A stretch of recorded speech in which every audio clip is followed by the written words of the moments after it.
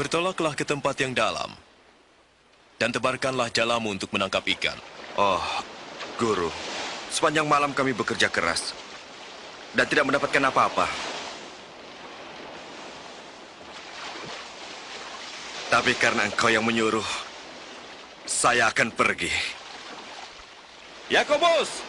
Yohanes!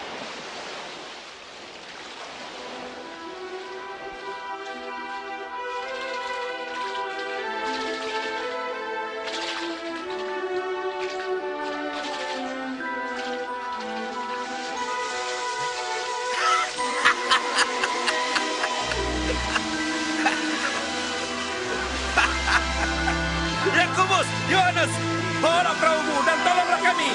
Cepat, ayo, kami menangkap banyak.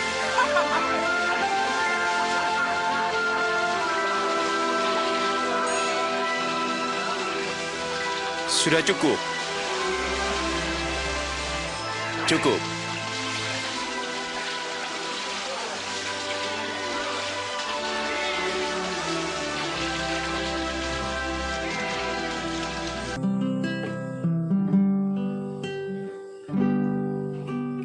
Apapun yang terjadi dalam hidupku ini, tak pernah ku ragukan kasih-Mu Tuhan.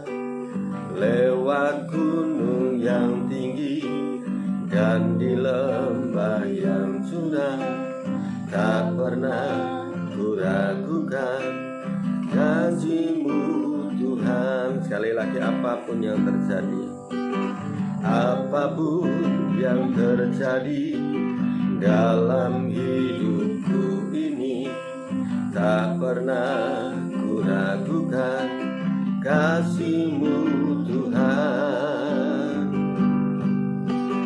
Lewat gunung yang tinggi dan di lembah yang curam, tak pernah ku ragukan janji-Mu Tuhan. Kau berfirman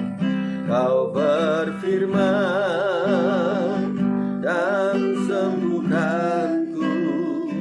Kau bersabda dan selamatkanku. Tiada yang mustahil bagimu. Yesus, ku percaya padamu. Amin. Haleluya.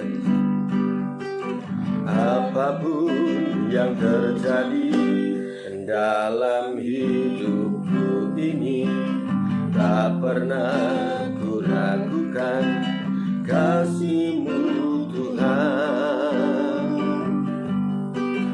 Lewat gunung yang tinggi dan di lembah yang curam, tak pernah ku ragukan janji-Mu Tuhan. Kau berfirman dan sembuhkanku. Kau bersabda dan selamatkanku. Tiada yang mustahil bagimu. Yesus, ku percaya padamu. Kau berfirman dan sembuhkanku. Kau bersabda dan selamatkanku. Tiada yang mustahil bagimu. Yesus, ku percaya padamu. Oke, ingat lagu ini. Apapun yang terjadi, kita tetap beriman hanya kepada Yesus. Dialah satu-satunya jalan keluar bagi kita.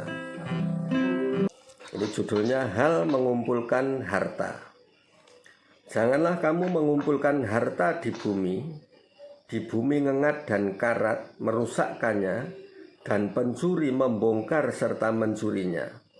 Tetapi kumpulkanlah bagimu harta di surga. Di surga ngengat dan karat tidak merusakkannya, dan pencuri tidak membongkar serta mencurinya. Karena di mana hartamu berada, di situ juga hatimu berada. Mata adalah pelita tubuh. Jika matamu baik, teranglah seluruh tubuhmu. Jika matamu jahat, gelaplah seluruh tubuhmu. Jadi jika terang yang ada padamu gelap, betapa gelapnya kegelapan itu. Tak seorang pun dapat mengabdi kepada dua tuan, karena jika demikian ia akan membenci yang seorang dan mengasihi yang lain, atau ia akan setia kepada yang seorang dan tidak mengindahkan yang lain. Kamu tidak dapat mengabdi kepada Allah dan kepada Mamon. Nah, ini tentang Mamon. Jadi tadi malam kami kan berdoa untuk mendoakan orang yang sakit gitu ya. Terus selesai doa kami doa, wah ini untuk besok apa yang harus saya sampaikan gitu. Nah, Tuhan sampaikan melalui penglihatan, itu di depan itu cahaya yang terang gitu. Di depan cahaya terang, tetapi di belakang ada dewa Mamon yang mengejar kita maksudnya. Nah, jadi dewa Mamon ini membuat langkah kita ini menjadi berat untuk mendekat kepada terang itu, untuk mencapai terang itu. Nah, ini jadi kita perlu tahu bahwa memang kita butuh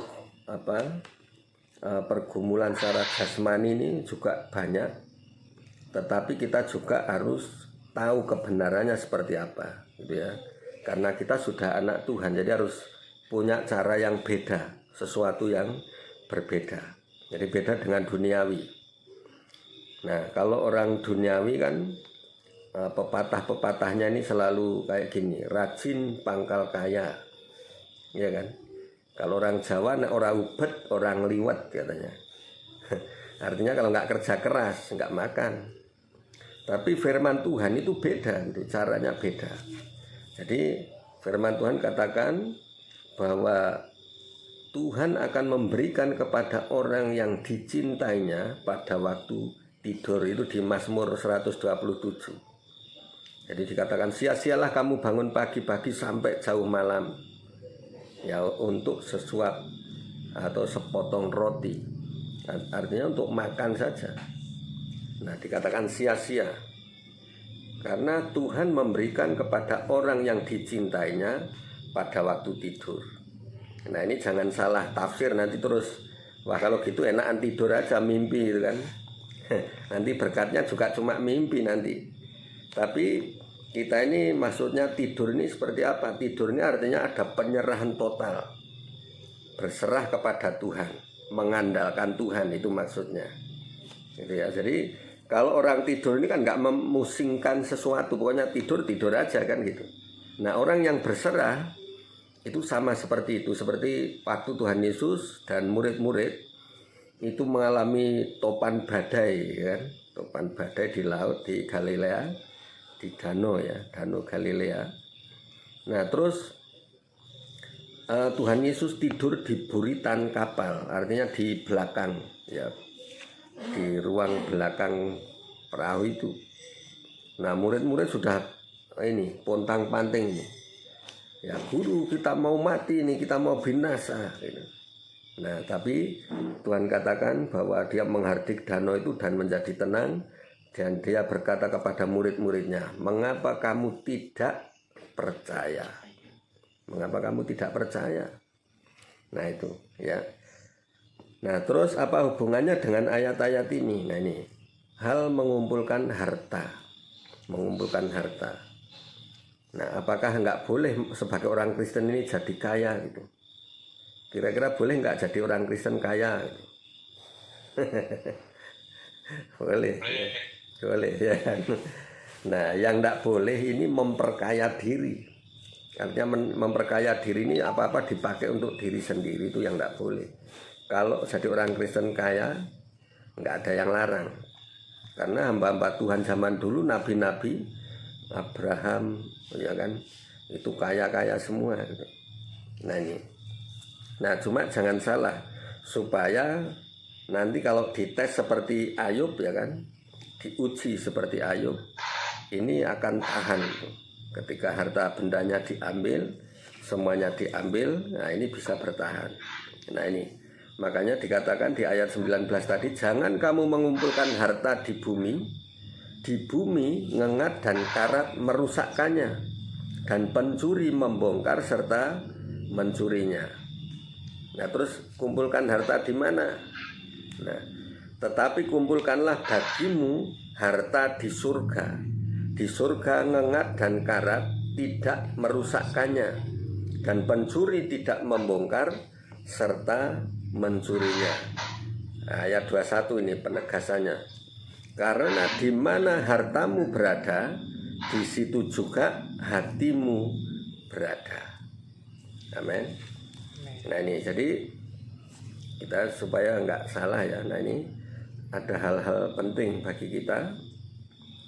Nah untuk mengumpulkan harta, maksudnya jadi kaya nggak salah, tapi supaya jangan memperkaya diri gitu. Karena ada tugas yang Tuhan berikan. Nah ini terus bagaimana sebagai orang Kristen. Nah jangan kamu mengumpulkan harta di bumi. Di bumi ngengat karat, ya pencuri. Nah tetapi kumpulkanlah hartamu di surga. Nah dengan cara bagaimana mengumpulkan harta di surga. Nah ini artinya dalam kesulitan apapun saat ini, apa yang kita alami, nah pakai cara-cara yang benar. Pakai cara yang benar, karena kalau kita ngikuti cara duniawi, kita akan terjebak. Ya apalagi yang kemarin dalam penglihatan ini, dewa Mamon ini ngejar dari belakang itu, dan membuat anak-anak Tuhan, sebagai anak Tuhan ini merasa kepayahan banget untuk mencari Tuhan, mencari terang itu sangat payah gitu. Menjadi berat gitu ya. Nah, jadi di sini dikatakan bahwa ayat 24 ya, langsung loncat. Tak seorang pun dapat mengabdi kepada dua tuan. Karena jika demikian, ia akan membenci yang seorang dan mengasihi yang lain, atau ia akan setia kepada yang seorang dan tidak mengindahkan yang lain. Kamu tidak dapat mengabdi kepada Allah dan kepada Mamon. Artinya tidak bisa mengabdi kepada dua-duanya, tapi harus milih salah satu. Nah ini supaya kita tahu ya. Jadi gini, banyak orang yang saat ini kekhawatiran dan ketakutan soal kebutuhan ekonomi. Nah yang datang ke kita ini, yang minta doa ini rata-rata soal ekonomi. Ya soal ekonomi, soal kerjaan, soal job, soal proyeknya dan sebagainya. Nah tapi Tuhan katakan bahwa kita ini tidak perlu khawatir tentang hari esok, karena hari esok punya kesusahan sendiri. Nah terus gini, supaya kita tidak salah, karena gini, supaya kita walaupun diberkati tapi tidak bersalah, bukan mencari mamonnya. Ya, nah seperti ini, yang membuat kita salah ketika kita jadi sukses, jadi kaya gitu ya. Ini seperti firman Tuhan katakan, cinta uang adalah akar segala kejahatan. Cinta uang itu akar segala kejahatan. Nah supaya kita nggak cinta uang, harusnya seperti apa? Karena gini, kalau orang, artinya orang yang cinta uang itu akan, ya seperti orang namanya jatuh cinta itu kan apapun akan dilakukan, pokoknya aku harus dapat, ya kan? Itu cinta uang kayak gitu. Apapun bisa dikerjakan demi meraih uang itu. Nah, jadi yang tidak boleh di sini adalah cinta uang. Kita butuh uang, kita perlu uang, tapi jangan sampai kita cinta uang. Amin. Nah, kalau cinta uang ini nanti akan dites itu waktu mengalami kesulitan, waktu mengalami penderitaan dalam hidup ini, mengalami pergumulan soal ekonomi, itu pasti ada tesnya itu. Nah terus ini yang saya sampaikan ketika di Salatiga ya, ketika melayani di Salatiga. Ini tidak divideokan, ini belum. Nah, ini tentang menabur di tengah penderitaan. Ya, menabur di tengah penderitaan ini seperti murid-murid Tuhan ini yang tertulis di Yohanes 21 ayat 6 dan seterusnya ya. Pokoknya ayat dari berapa itu Yohanes. Nah, nggak usah dibaca, saya cerita aja lah. Saya ceritakan. Nah, ketika Yesus mati dan bangkit, tapi murid-murid belum memahami bahwa Yesus bangkit gitu kan. Nah, terus mereka sedang berkumpul mau cari ikan. Mau cari ikan ini seperti orang yang kehilangan harapan untuk hidup, mulai kehilangan masa depan mereka, mulai kehilangan pemimpin, terus mulai kehilangan sosok yang menjadi panutan itu karena Yesus disalib dan mati gitu.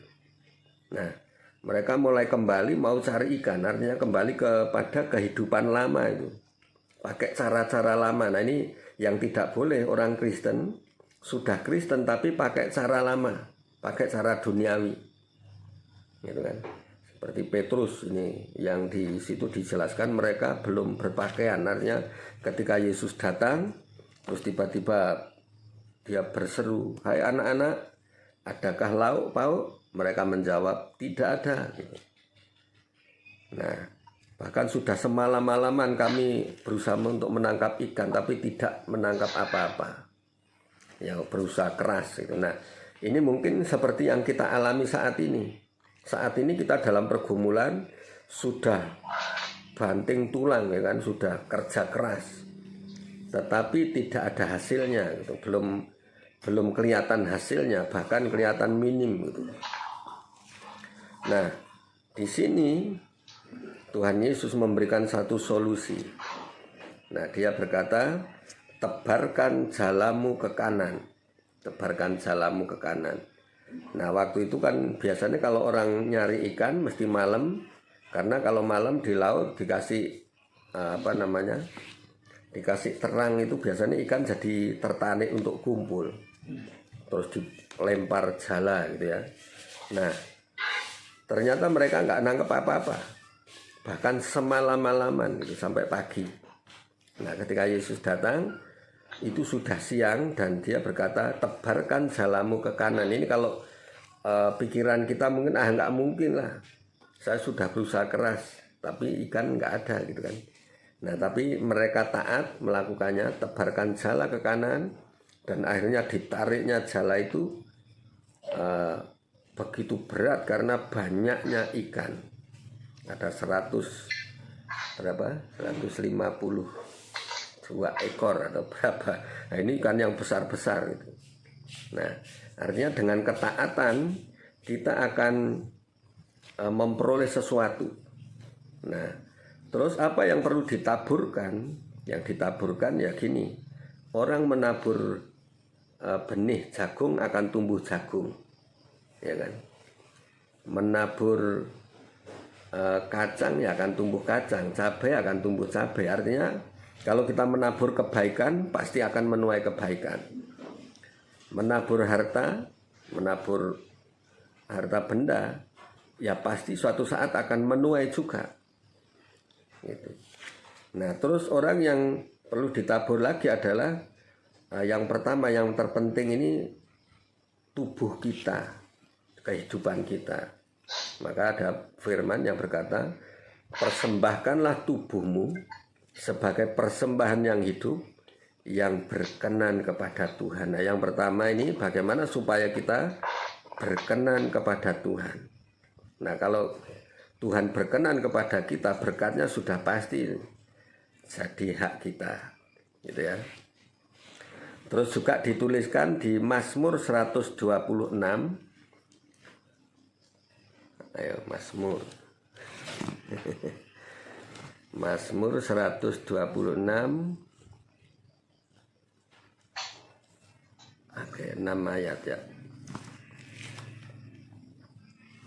Nah, ini saya bacakan 126 ayat 1 sampai yang ceritaan nyanyian ziarah. Ketika Tuhan memulihkan keadaan Sion, keadaan kita seperti orang-orang yang bermimpi. Ya, seperti orang yang bermimpi. Nah, pada waktu itu mulut kita penuh dengan tertawa dan lidah kita dengan sorak-sorai. Pada waktu itu berkatalah orang di antara bangsa-bangsa, Tuhan telah melakukan perkara besar kepada orang-orang ini. Tuhan telah melakukan perkara besar kepada kita, maka kita bersukacita. Nah, ayat 4, pulihkanlah keadaan kami ya Tuhan, seperti memulihkan batang air kering di tanah Negeb. Orang-orang yang menabur dengan mencucurkan air mata akan menuai dengan sorak-sorai. Orang-orang yang berjalan maju dengan menangis sambil menabur benih pasti pulang dengan sorak-sorai sambil membawa berkas-berkasnya. Amin. Nah ini, jadi ada hal-hal yang perlu kita taburkan. Ada waktunya kita ini nabur gitu ya. Nah, supaya apa? Supaya ya namanya nabur pasti menuai. Ya pasti menuai. Dan yang lebih dahsyat lagi, kalau menabur itu artinya yang orang yang berjalan maju dengan menangis. Ya, itu artinya satu pengorbanan yang besar. Ya, kalau orang kaya uangnya miliatan terus nyumbang ke Tuhan, berikan persembahan 1 juta itu nggak ada artinya dan dia nggak terasa gitu. Tetapi seperti janda miskin yang mereka mengolok-olok kenapa persembahannya terlalu kecil. Nah, tetapi Tuhan berkata persembahan janda ini lebih besar dari persembahan kalian semua. Kalian memberi dari kelebihannya, tetapi janda tua ini memberi dari kekurangannya. Ini yang disebut, nah ini, orang yang menabur dengan mencucurkan air mata akan menuai dengan sorak-sorai.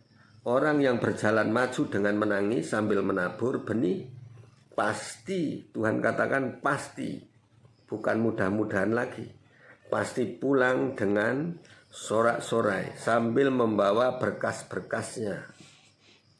Nah ini yang kadang-kadang terlalu sulit bagi orang percaya ketika kita harus menabur tapi di tengah penderitaan. Kita sendiri lagi kekurangan tapi di situ dituntut harus menabur gitu.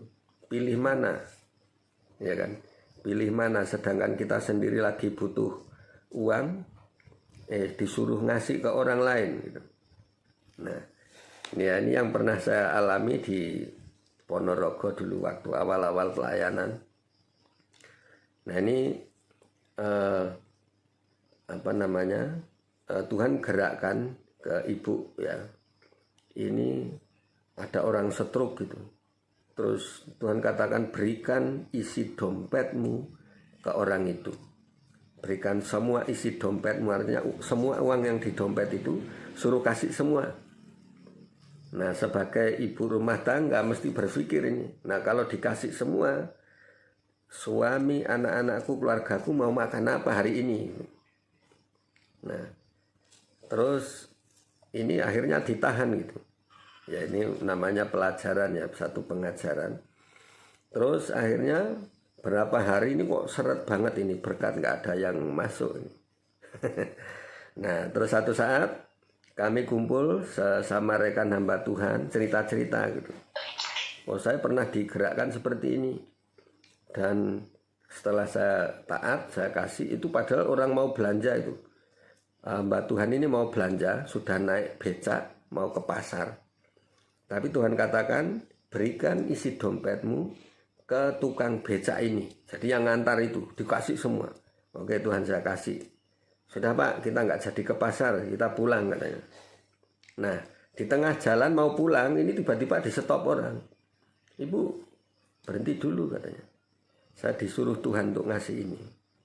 Akhirnya ibu ini balik kembali, akhirnya bisa belanja. Nah, ini ada satu yang luar biasa gitu terjadi.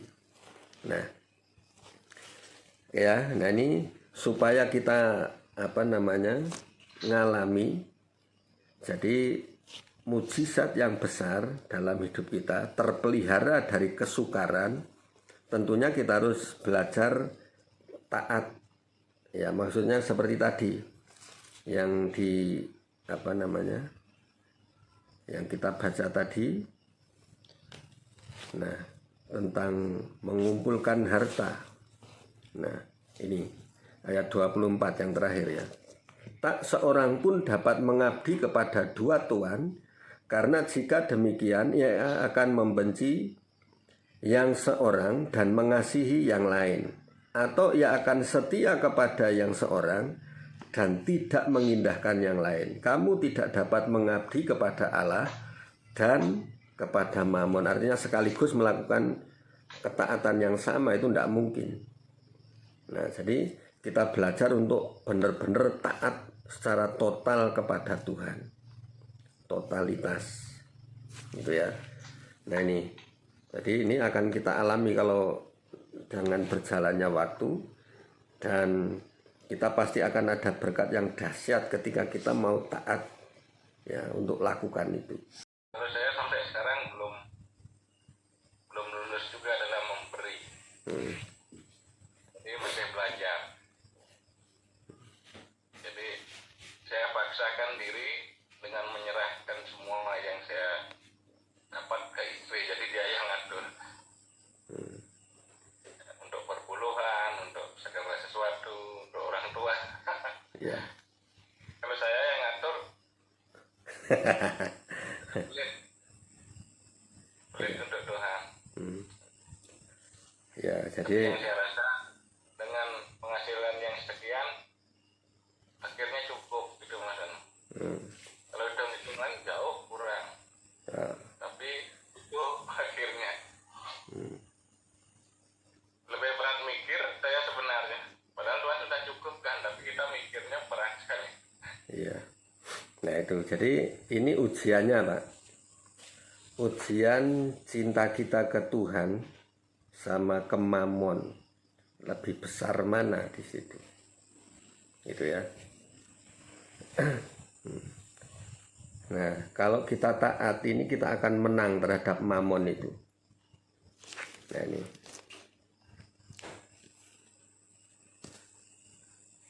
Nah, ini. Oke, mungkin ada yang lain yang mau sharing ya. Ini yang lain hilang, ini cuacanya nggak bagus, memang banyak hujan. Ada yang hujan ya kan, tengah. Nah, itulah. Oke. Nah, jadi iblis nggak suka juga dengan dibongkar ya kan. Ya, dibongkar itu nggak suka. Nah, terus ini yang perlu kita doa. Jadi kita ini harus benar-benar bisa mengasihi Tuhan seutuhnya. Nah, ini yang mungkin saya pernah cerita, yang dulu waktu masih belajar dalam pelayanan ini kan saya masih campur kerja gitu, setengah sambil kerja gitu kan. Nah, terus ada hamba Tuhan tuh melihat di perut saya, di perut ini ada ikatan itu. Nah, ikatannya sangat kuat gitu. Semakin saya berusaha untuk keluar, ini ngikatnya semakin kencang. Nah, ternyata dijelaskan bahwa itu adalah keinginan-keinginan jasmani, kebutuhan-kebutuhan daging yang harus kita lepaskan. Nah, jadi semakin saya berusaha keluar, semakin ngikatnya malah semakin kencang. Nah, tapi kita harus menang. Nah, setelah menang, nah kita tidak dikuasai lagi oleh Mammon ini, tapi kita belajar untuk memakai Mammon ya justru untuk kemuliaan Tuhan. Amin. Nah, untuk kemuliaan Tuhan ya, seperti contoh kalau kita pelayanan, ini kan kita nggak hitung-hitungan tuh ke Jawa, kemana kita pergi ya kan kemarin ya. Kita pergi ke Salatiga ya. Ini bukan cuma harta, bukan cuma uang yang habis itu. Tenaga kita juga habis. Karena baru datang, itu langsung jadwal numpuk itu. Yang di Ponorogo itu. Jadi malam datang, jam 12 malam, akan istirahat cuma sebentar. Pagi-pagi kita sudah ada jadwal untuk baptis itu. Ya kan? Baptisan.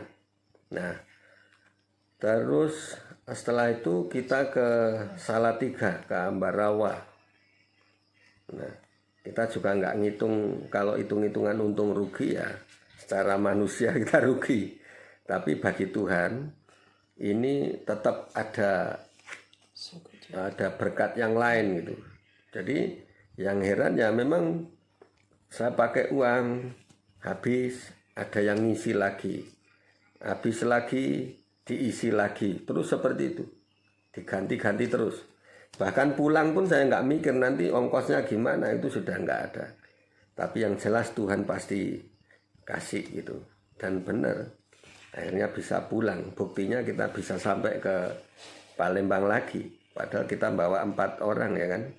Bawa 4 orang ini ya cukup banyak dana waktu itu. Nah yang untuk kesenangan kita sendiri waktu itu, ini cuma berapa hari ya? 2 hari lah. 2 hari. Jadi 2 minggu itu yang dipakai untuk kesenangan kita sendiri cuma 2 hari. Kita memang sengaja jalan-jalan, ngajak orang tua ya kan, ngajak keluarga. Nah itu. Yang lain selebihnya memang banyak full di pelayanan. Itu ya. Jadi itu namanya menabur. Nah, kalau kami kan menabur tubuh, jiwa, roh. Terus juga apa yang kita punya ini memang benar-benar kita taburkan, kita berikan untuk Tuhan. Dan ya itu buktinya Tuhan pelihara sampai sekarang. Apa yang kita perlu itu Tuhan cukupkan. Nah ini, jadi sebelum saya berbicara ini tentunya kan Tuhan sudah tes saya dulu gitu. Lulus baru boleh bicara. Karena kita belajar bukan kepada orang yang cuma pintar teori, tapi kita belajar kepada orang yang sudah praktek, sudah ngalami gitu kan. Nah ini. Oke, mungkin ada yang lain? Boleh tema lain boleh keluar dari jalur, nggak apa-apa. Yang pengen tanya apa boleh, silakan.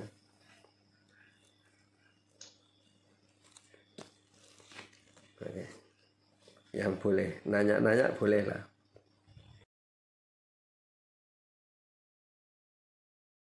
Penutup-penutup langit di dalam nama Yesus. Dan saat ini akan terbuka pintu-pintu berkat.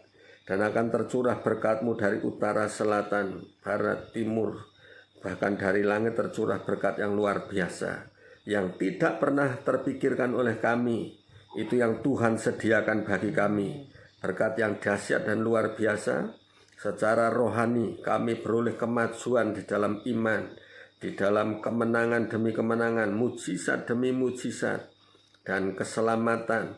Memenangkan jiwa yang menjadi bagian kami.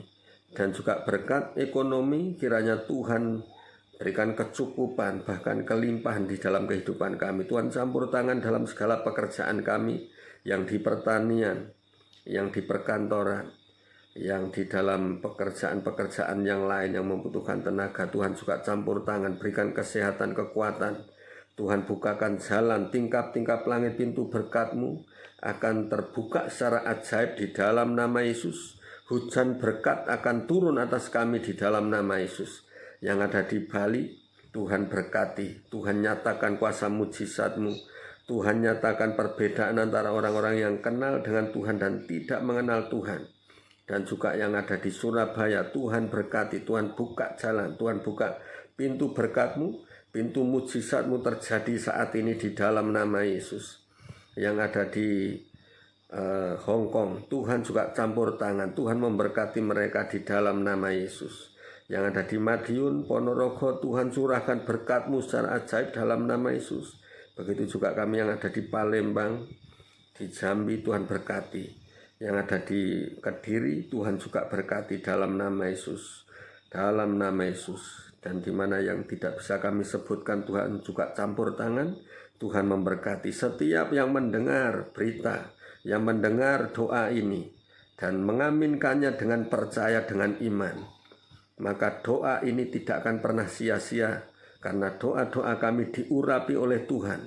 Dan Tuhan akan nyatakan kuasa dan kemuliaannya di dalam nama Yesus. Dalam nama Yesus. Dan saat ini siapapun yang sakit, Tuhan sembuhkan, Tuhan pulihkan di dalam nama Yesus.